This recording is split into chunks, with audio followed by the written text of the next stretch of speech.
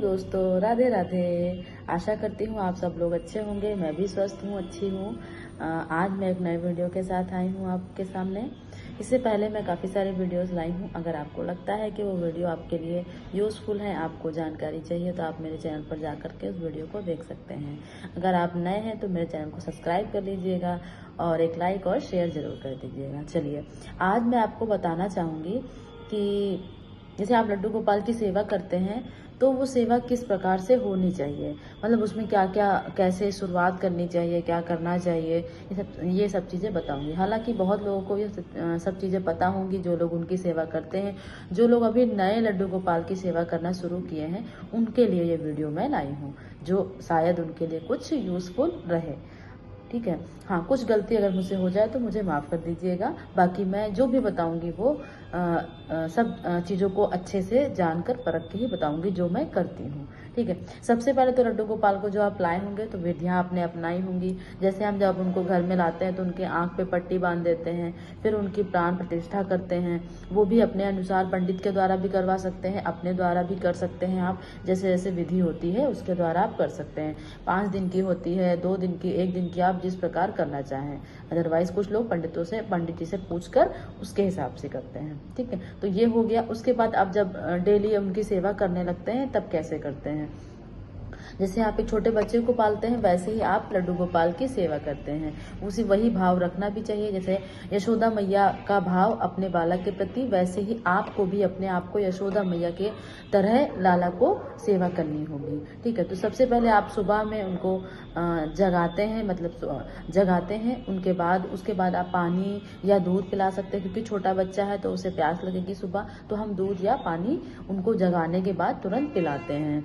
ठीक है। ये उसके बाद पिलाने के बाद फिर हम एक ऐसा पात्र रखते हैं जिस पात्र में हम कभी कोई चीज़ यूज़ नहीं करते, जैसे मतलब खाना खाना या कोई चीज़ रखना, ऐसा नहीं। बिल्कुल साफ सुथरा पात्र होना चाहिए जो हम उनके स्नान के लिए यूज़ करें, प्रयोग में लाएं। ठीक है। तो वो पात्र लेंगे, उसमें हम स्वास्तिक बनाते हैं, वो भी चंदन से बनाते हैं। ठीक है। अभी मैं बता रही हूँ, अगर आपको लगता है कि इस चीज़ को मैं करके बताऊँ तो आप मुझे कमेंट्स करिएगा। मैं सारी चीज़ें आपको दिखा कर बताऊँगी कि कैसे कैसे करना होता है। ठीक है। स्वास्तिक बनाएंगे। उसके बाद एक लोटा या जो भी ग्लास आपके पास साफ हो, जो पूजा में यूज़ करते हो, उसमें आप जल भर करके लाएंगे। उसमें आप तुलसी डाल सकते हैं, और क्या बोलते हैं, तुलसी का पत्ता डाल सकते हैं और फूल डाल सकते हैं। ये सब चीज़ें उसमें डाल सकते हैं जल में। फिर उसी पात्र में, जिस पात्र में आपने स्वास्तिक बनाया, उसमें लड्डू गोपाल को बिठाएंगे। उसके बाद जल उन पे डालेंगे, मतलब जैसे स्नान कराते हैं वैसे स्नान कराएंगे। ठीक है। जो भी आप उस समय गाना चाहें, बोलना चाहें।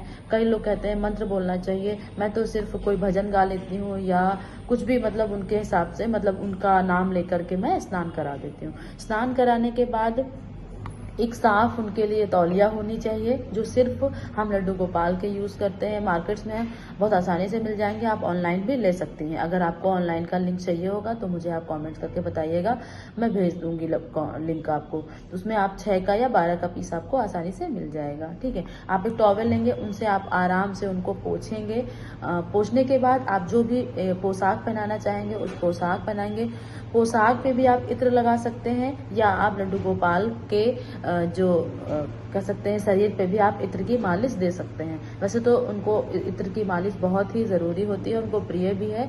तो मैं तो लड्डू गोपाल के पैरों में, हाथों में इस तरीके से इत्र की मालिश करती हूँ, जिससे उनको थोड़ा सा आराम मिल जाता है, क्योंकि वो पूरा दिन बैठे रहते हैं हमारे लिए, दर्शन के लिए, तो उनके हाथों पैरों में दर्द हो जाता है। तो इत्र की मालिश देंगे। उनके बाद उनको पोशाक पहनाएंगे हम। पोशाक पहनाने के बाद जो भी आप सिंहासन बनाए हैं, उस सिंहासन पर जो आसन बिछाया है उस पर भी आप इत्र लगा दीजिए। ठीक है। इत्र लगाने के बाद आप लड्डू गोपाल को चूड़ी पहना सकते हैं, पायल पहना सकते हैं, कान में कुंडल पहना सकते हैं। ठीक है। माथे पे चंदन का टीका लगाइए उनको। जो भी आप श्रृंगार करना चाहते हैं, माला पहनाइए। ये सब आप अपने अनुसार कर सकते हैं, जैसा भी आपको ठीक लगे आप वो कर सकते हैं। मतलब उनको श्रृंगार बहुत ही प्रिय है, कहने का मतलब, कहते नहीं हमारे लड्डू गोपाल को लड़की बनना बहुत अच्छे से आता है, तो उनको वो प्रिय भी था।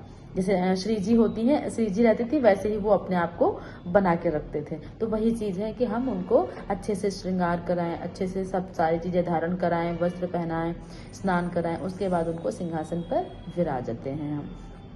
उसके बाद भोग की प्रक्रिया होती है। तो भोग के लिए मैंने एक सेपरेट वीडियो बनाई है। अगर आपको लगता है कि मुझे ज़रूरत है तो आप मेरे चैनल पर जाकर के भोग वाली वीडियो देख सकते हैं कि दिन में कितनी बार लड्डू गोपाल को भोग लगाया जाता है।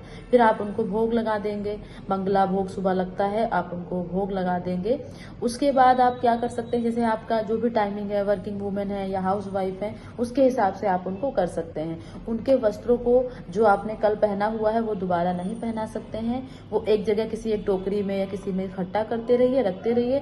जैसे आपको लगता है आप रोज धुल सकते हैं तो रोज धुल लीजिए, अदरवाइज आप 4-5 इकट्ठे रहते हैं फिर धुल लीजिए, जैसा भी आपको सुविधाजनक हो। तो वो वस्त्रों को आप जब धुलिए तो वो पानी आप जैसे बाथरूम में मत करिए। जैसे मेरा क्या है, मैं किचन में जो सिंक है उसमें तसला रख लेती हूँ। तसले पे आप कह सकते हैं गंगा जल डाल लीजिए। मैं थोड़ा सा जो है सर्फ डाल लेती हूँ, क्योंकि कभी कभी जैसे हल्की फुल्की स्मेल आने लगती है, जैसे रख दो तो स्मेल आने लगती है, तो मैं थोड़ा सा सर्फ डाल लेती हूँ। बाकी हल्के हाथों से रगड़ के बस पानी से निकाल देती हूँ और धूप में सुखा लेती हूँ, ऐसे करती हूँ। उसका पानी आप पौधों में, अगर आप सर्फ यूज नहीं करते हैं तो आप वो पानी पौधों में डाल सकते हैं। अदरवाइज तो आप जैसे अब शहरों में इतना पॉसिबल नहीं है कि आपके लिए खेत मिल जाए या कहीं मिल जाए, यहाँ पे तो नालियाँ होती हैं तो हम पानी नहीं डाल सकते हैं। तो मैं नॉर्मली किचन में धुल लेती हूँ, जो बाथरूम में पानी नहीं जाता है। अब तो भगवान, मतलब मैं भगवान से माफी मांग लेती हूँ कि भगवान ऐसा कोई रास्ता है नहीं मेरे पास जो मैं उस पानी को कहीं और डालूं। तो मैं वहीं पर जैसे बालकनी में भी वहां भी धुल लेती हूँ, तो वहां से पानी अपना नीचे ही जाता है, वो जो जमा होता है टैंक में वही जाता है। अब अलग अलग टैंक बना होगा तो अच्छी बात है, बाकी मैं भगवान से बोल देती हूँ भगवान जैसी सुविधा है मैं वैसा ही कर रही हूँ। तो ये कर सकते हैं। उसके बाद आप उनको मंगला भोग लगाने के बाद फिर राजभोग लगाते हैं। दोपहर में जो भी आप खाना बनाते हैं, दाल चावल सब्जी रोटी, उसमें ध्यान रखिए सात्विक होना चाहिए, वो सब चीज़ें करनी चाहिए। सात्विक भोजन ही उनको मिलता है, जिसमें लहसुन प्याज नहीं होना चाहिए, और ऐसा भोजन जो उनको ना प्रिय हो वो नहीं लगाना चाहिए आप उनको, ठीक है। तो स्नान कराने के बाद आप उनको पोछेंगे, इत्र सेवा देंगे। फिर जैसा ही मौसम होगा, जैसे गर्मी का मौसम, ठंड का मौसम, उसके अनुसार आप उनको वस्त्र पहनाएंगे। गर्मी है तो हल्के और कॉटन कपड़े पहनाइए, ठंड है तो ठंड ऊनी कपड़े पहनाइए। ये आप हमेशा ध्यान रखिए, क्योंकि आप मेरा प्रश्न बस यही रहता है कि आप लाला को अपना लाला समझ के भाव से उनको सेवा करते हैं, तो आप वही भाव से उनकी सेवा करिए, जैसा भी आपको भाव बनता है। ऐसा मत सोचिए कि हाँ, जो बहुत लोग हैं अच्छी अच्छी पोशाकें पहनाते हैं, बहुत भारी भारी, बहुत सुंदर सुंदर सी, तो उन्हीं के लिए लाला। नहीं, ऐसा नहीं। आपके पास जो सुविधा है, जैसा भी है, आप सच्चे मन से अच्छे भाव से अगर पूजा करते हैं, उनकी सेवा करते हैं, तो वो हमेशा स्वीकार करते हैं। ये आप अपने दिमाग में रखिए, ठीक है। उसके बाद उनके केस भी लगा सकते हैं आप। बाजार में केस आते हैं, ऑनलाइन भी चीज़ें मिल जाती हैं, आप अगर सर्च करेंगे तो आपके रिजनेबल प्राइस में सारी चीज़ें आपको मिल जाएंगी। फिर केस भी आप उनको पहना सकते हैं, घुंघराले वाले, ठीक है। फिर मुकुट या पगड़ी आप उनको पहना सकते हैं। मुकुट बना बनाया होता, पगड़ी आपको बनानी पड़ती है, बनी बनाई भी आती हैं, तो वो आप ले सकते हैं। फिर आप उनको रत्न जैसे हार मोती ये सब पहना सकते हैं। फिर कानों में कुंडल और फिर चंदन का टीका लगा सकते हैं। और उसके बाद उनको बांसुरी जरूर दीजिएगा, क्योंकि उनको बांसुरी बहुत प्रिय होती है। जैसी भी आप बांसुरी खुद से बनाई हुई है, मार्केट से लाई हुई जैसी भी बांसुरी है, आप उनको बांसुरी जरूर दीजिए। और मोर पे सर पे जो होता है मुकुट होता है, उस पर मोर पंख जरूर लगा होना चाहिए, क्योंकि उनको मोर पंख भी बहुत प्रिय है। मोर छड़ी होनी चाहिए आपके पास, उनके बगल में रख दीजिए, उनके पीछे रख दीजिए, ठीक है। मोर पंख होना चाहिए, ये चीजें होनी चाहिए। फिर आप उनको तिलक लगा दीजिए। इस तरीके से आप उनकी सेवा कर सकते हैं। सेवा सुबह में बहुत, मतलब लोग कहते हैं कि बहुत कठिन होता है, मैं नहीं कर पाऊंगा या कर पाऊंगी, ऐसा नहीं होता है। अगर आप सच्चे भाव से करते हैं तो बहुत ही छोटी सी उनकी सेवा है, आप आराम से कर सकते हैं। बस आपका भाव अच्छा होना चाहिए। ऐसा नहीं है बहुत सारी चीजें होनी चाहिए, बहुत सुविधाएं होनी चाहिए तब हम उनको रख सकते हैं, नहीं। अगर आप सच्चे भाव से, सच्चे मन से उनकी सेवा करने के लिए तत्पर होंगे तो वो खुद आपको सेवा का अवसर देते हैं। ऐसा कहा जाता है कि आपने लड्डू गोपाल को नहीं, लड्डू गोपाल ने आपको अपने लिए चुना है कि आप मेरी सेवा करिए। तो आप अगर उनकी सेवा करेंगे तो वो खुद ही अपने रास्ते बनाते जाएंगे, आपको वो चीजें सब देते जाएंगे जो उनको चाहिए होती है। ऐसा मैंने देखा है, मेरे साथ हुआ है। जब मैं लड्डू गोपाल को लाई थी तो मेरे पास सिर्फ एक पोशाक थी उनकी, 1 या 2 पोशाक में जो लाई थी वो भी बहुत भारी भारी पोशाक थी, और ठंड का मौसम था, तो मैंने ऑनलाइन 2 पोशाकें की।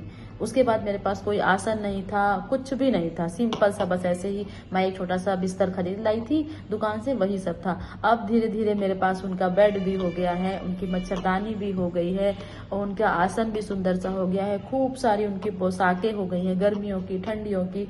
धीरे धीरे वो खुद ही करते जाते हैं।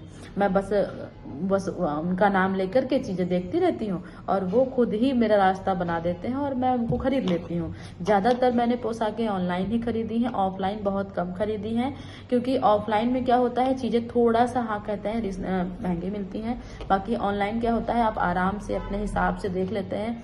मुझे ऑनलाइन इसलिए अच्छा लगता है क्योंकि उसमें कॉम्बो, मतलब 4 का पीस, 6 का पीस ऐसे मिल जाती हैं। बाकी मार्केट में क्या होती है, 1 पीस 2 पीस ऐसे मिलता है और फिर उसमें मुकुट भी अलग से लेना पड़ता है। तो मैं ऑनलाइन ही प्रेफर करती हूँ। मैं फ्लिपकार्ट से जितने भी मैंने सामान मंगाया है, सारा फ्लिपकार्ट से मंगाया है। बस हाँ, मेरे पास अभी उनका पालना नहीं है, झूला नहीं है, तो मैं वो सर्च कर रही हूँ, मुझे नहीं मिल रहा है। तो मैंने सोचा है कि मैं जब वृंदावन जाऊंगी तो वहां से लेकर आऊंगी उनके लिए बहुत सुंदर सा पालना। अगर भगवान चाहेंगे तो वो भी आएगा मेरे पास। तो आप लोग भी अपने सच्चे मन से, सच्चे हृदय से, भाव से उनकी सेवा करिए। अगर करना चाहते हैं, वो खुद ही रास्ता बनाएंगे आपके लिए, वो खुद ही सारी चीजें अवेलेबल करवाएंगे आपको और आप खुद ही सच्चे मन से खुश होकर उनकी सेवा करेंगे। और ये इतना मैं फिर से कहना चाहूंगी, अगर आपके घर में लड्डू गोपाल का वास हो जाएगा तो सच में आपको इतनी खुशी होगी, इतनी खुशी होगी, भले ही लाख दुख हो जीवन में, लेकिन आप जब उनके सामने जाएंगे, जब उनकी सेवा करने जाएंगे तो आप सारे गम भूल जाएंगे, सारे दुख दर्द अपने भूल जाते हैं, सिर्फ अपने लाला को देखते हैं। ऐसा मेरा मानना है। मैं इतने दिन से ये चीज समझ पा रही हूँ। ठीक है, तो चलिए आप इस प्रकार से अपने लड्डू गोपाल की सेवा करिए। अगर आपको लगता है कि मैं करके बताऊं सारी चीजें, तो आप कमेंट में जरूर बताइएगा कि हाँ, मुझे आप करके दिखा दीजिए, मुझे नहीं पता है कैसे करना है, तो मैं आपको वो सारी चीजें दिखा दूंगी। ठीक है, चलिए अपना ध्यान रखिए, हम लोग भी अपना ध्यान रखते हैं और सबको बोलते हैं राधे राधे।